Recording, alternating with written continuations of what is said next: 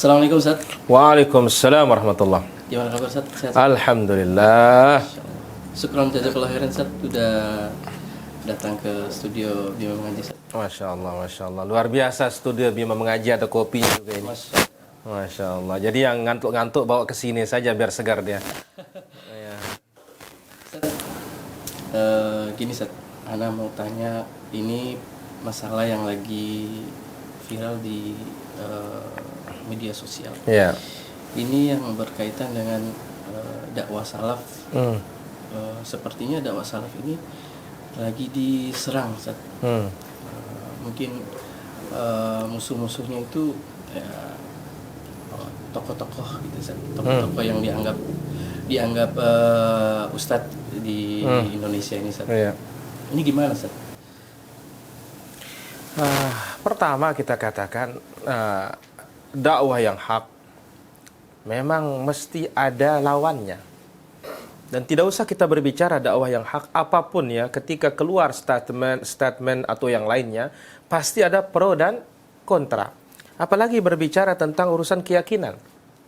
Ya, hakikatnya kalau kita melihat negara kita ini dibangun dengan dasar apa? Setiap orang tuh diberikan kebebasan untuk menjalankan keyakinan masing-masing. Maka hakikatnya ya, setiap orang bisa berdaulat. Nah, adapun kategori salah tidak salah itu bergantung kepada dalil nanti. Ya, tapi ya untuk kita menuduh dengan tuduhan yang tidak berdasar, Allah Azza wa Jalla berfirman, "Wala takhfu ma laysa laka bihi ilm." Jangan engkau ucapkan sesuatu yang engkau tidak punya ilmu tentangnya. Inna sam'a, sesungguhnya pendengaran, wal basar, penglihatan, wal fuada, hati ini, kullu ulaika kana anhu mas'ula, pasti ditanya oleh Allah Subhanahu wa taala. Apalagi kita memiliki satu tujuan dengan statement kita untuk mendapatkan keredaan suatu kaum, ya, atau mendapatkan empatinya suatu kaum, atau mendapatkan keuntungan. Maka jelas ini lebih berbahaya lagi. Karena ketika kita berbicara dakwah salafiyah, ya, dakwah salaf, ini kita berbicara tentang Islam.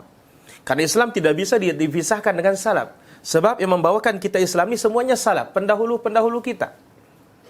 Maka oleh karena itu, Allah Azza wa Jalla sebutkan di dalam Al-Quran, وَكَذَلِكَ جَعَلْنَا لِكُلِّ نَبِيٍّ عَدُوًا شَيَاطِينَ. Kami jadikan bagi setiap nabi itu musuh, ada musuhnya dari setan-setan. Jadi dakwah salaf itu pasti diuji oleh Allah Subhanahu wa taala. Tinggal kita bersabar atau tidak. Karena kuncinya ada pada kata sabar. Maka Allah Azza wa Jalla mengatakan, "In tasbiru wa tattaqu la yadurrukum kaiduhum syai'a." Kalau kalian bersabar, bertakwa, kalian tidak akan mudarat sama sekali dengan tipu daya mereka. Maka oleh karena itu, ketika melihat dakwah salafiyah berkembang, kenapa dakwah yang sangat mudah? Gampang diterima, apalagi orang-orang yang memiliki kecerdasan, yang tidak punya latar belakang A, B, C, D. Memang orangnya benar-benar cari yang hak.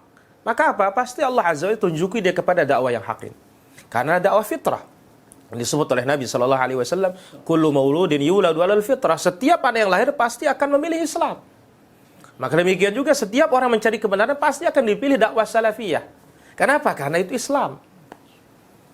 Maka hendaklah orang-orang yang melontarkan statementnya, menuduh dakwah salaf yang hanya bermodalkan tuduhan semata, ya, bukan pada kenyataannya, bukan pada hakiki, dia bertakwa kepada Allah Subhanahu wa taala. Sebab dakwah salaf tidak pernah akan mudarat. Yang mudarat itu dia sendiri nanti. Dia harus kasihani dirinya. Tidak perlu dia kasihani dakwah ini, karena dakwah ini Allah Azza wa Jalla yang punya. Maka ya kita sebagai seorang muslim yang ingin berkomitmen menjalankan agama dengan sesungguhnya, ya, dengan akidah yang kita miliki, Alkitab wa Sunnah, yang diberikan jaminan, ya, kebebasan oleh negeri kita ini, maka kita harus tegak terus. Ya, kita harus bersabar terus. Ini merupakan suatu ujian untuk menaikkan derajat kita di sisi Allah Subhanahu wa taala. Jangan kita berkecil hati, apalagi akan sampai meninggalkan yang hak ini, maka wal iyadzubillah. Allah taala ala wa alam. Barakallahu fikum. Syukran Ustaz. Wa jazakallahu khair.